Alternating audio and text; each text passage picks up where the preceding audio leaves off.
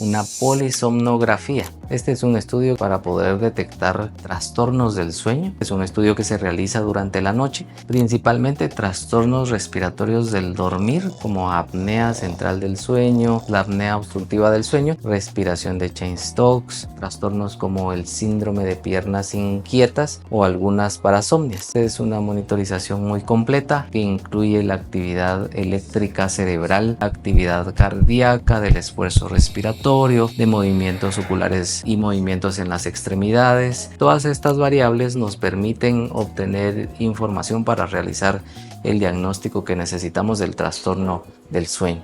Te esperamos en la unidad de sueño del Hospital El Pilar.